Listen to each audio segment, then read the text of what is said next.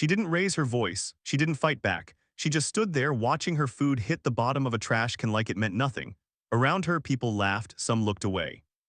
No one stepped in, to them it was just a joke. But to her it was something far deeper, something painfully familiar. What they didn't know was that this quiet moment wasn't going to stay quiet for long. Because just minutes later, something unexpected pulled up outside, and suddenly the same people who laughed weren't laughing anymore. The question is, who was she really? And why did everything change the moment that convoy arrived? Her name was Martha Collins, and most people in that neighborhood barely noticed her. She lived alone in a small, aging apartment just a few blocks away, where the walls held more memories than furniture. Every morning she followed the same quiet routine, waking up early, dressing neatly, and stepping out with a calm dignity that no one ever seemed to question or respect. Martha didn't ask for much. A warm meal, a peaceful day, and the simple comfort of being treated like she belonged. But life hadn't always been kind to her. Years of silent struggles had taught her how to endure without complaint, how to stay invisible when the world chose not to see her. That afternoon, she walked into a small diner she had visited many times before. It wasn't special, but it was familiar, and for her that was enough. She ordered quietly, sat in her usual corner, and waited. At first, nothing seemed out of place. The clinking of plates, the low hum of conversations, it all felt normal. But then a few glances turned into stares. A whisper here, a quiet laugh there, the kind of tension you can't quite explain but you can definitely feel. Martha noticed it, of course she did. She always did, but this time something about it felt different. And in just a few moments, that feeling would turn into something she would never forget. At first, it was subtle. A glance that lingered too long, a smirk that didn't quite hide itself. Martha kept her eyes on the table, her hands folded neatly, as if staying small would make the tension disappear. But it didn't. Behind the counter, a young worker watched her closely, whispering something to a coworker. They both laughed, quiet but sharp enough to cut through the room. A few customers turned, curiosity spreading like a ripple. Martha felt it all without looking up. She had lived long enough to recognize that feeling, the one that told you that somehow you had already been judged. Her food finally arrived, simple, warm, carefully placed in front of her. For a brief moment, everything went still. She reached for her fork, her movements calm, controlled, almost practiced, and then it happened. A hand moved fast, too fast to react. The tray was snatched from in front of her, the plate tipping just slightly before being carried away. Martha's hand froze midair, her fingers still curled as if they were holding something that no longer existed. For a second, no one spoke. Then came the laughter, not loud, not overwhelming. But enough to make it real, enough to make it hurt. The worker walked a few steps away, turned toward the trash can, and without hesitation dropped the entire meal inside, just like that. As if it meant nothing, as if she meant nothing. It was just a joke, someone muttered, a joke. Martha didn't move, her eyes slowly lifted not toward the worker but toward the room, searching. Not for sympathy but for something human, something real. She found nothing. People looked away, some pretended to scroll on their phones. Others watched for a second too long before turning back to their conversations. The moment passed for them, but not for her. The silence that followed was heavier than the laughter.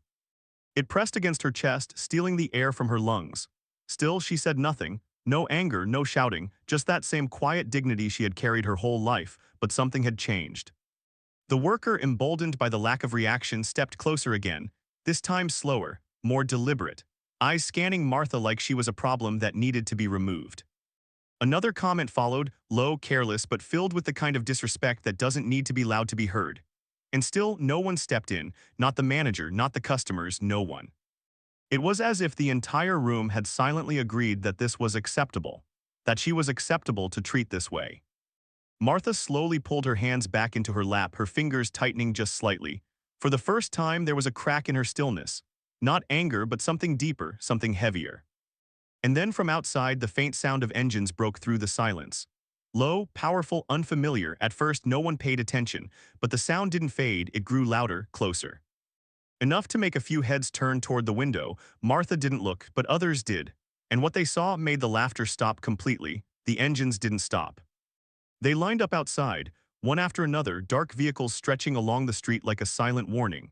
Conversations inside the diner collapsed into a heavy, uneasy quiet. Every eye shifted to the windows now, confusion turning into something closer to fear. Then the doors opened, not rushed, not chaotic, just controlled. Men and women stepped out, dressed sharply, moving with purpose. Their presence filled the space before they even walked in, and when they did, everything changed. The same room that had ignored Martha just moments ago suddenly felt too small. Footsteps echoed across the floor as one of them approached her table. No hesitation, no doubt. They stopped right in front of her, then did something no one expected. They lowered their head. Respect. Real, undeniable respect. A voice broke the silence, calm but firm, carrying through every corner of the diner. It wasn't loud, but it didn't need to be. "Ma'am, we've been looking for you." A ripple of shock moved through the room. The worker who had laughed earlier stepped back instinctively, her confidence gone, her expression tightening with uncertainty. Martha slowly looked up. For the first time, there was a shift in her eyes, not weakness, not fear, but something steady, something known. The person standing before her turned slightly, their gaze sweeping across the room. It landed on the trash can, then on the worker, then back to Martha. And just like that, the truth began to settle in. This wasn't random, this wasn't small. The air grew heavier with every passing second. No one spoke, no one moved. The weight of what had just happened, of what they had all allowed, hung over them like something impossible to escape. The worker opened her mouth as if to explain, to laugh it off again, but no words came out. Because now everyone was watching. And for the first time, Martha wasn't invisible anymore.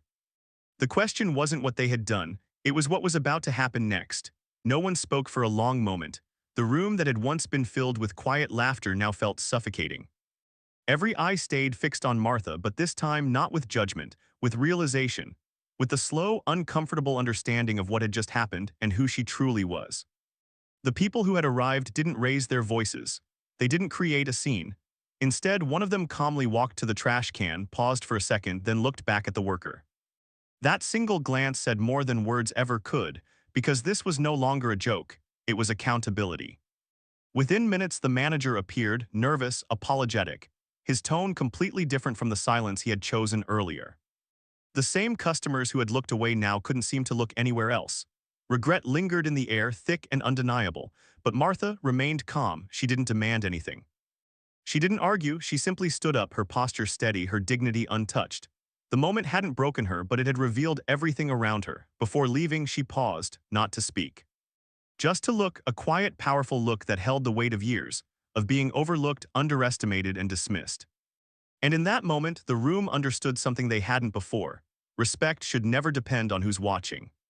As she walked out, surrounded now not by silence but by presence, something shifted, not just in that diner but in everyone who had witnessed it. Because this wasn't just her story. It was a reflection of a reality many still face every single day. Moments where dignity is tested, where silence becomes complicity, where just a joke hides something much deeper. And the truth is, situations like this don't always end with justice walking through the door. So the real question is, if no convoy had arrived, would anything have changed?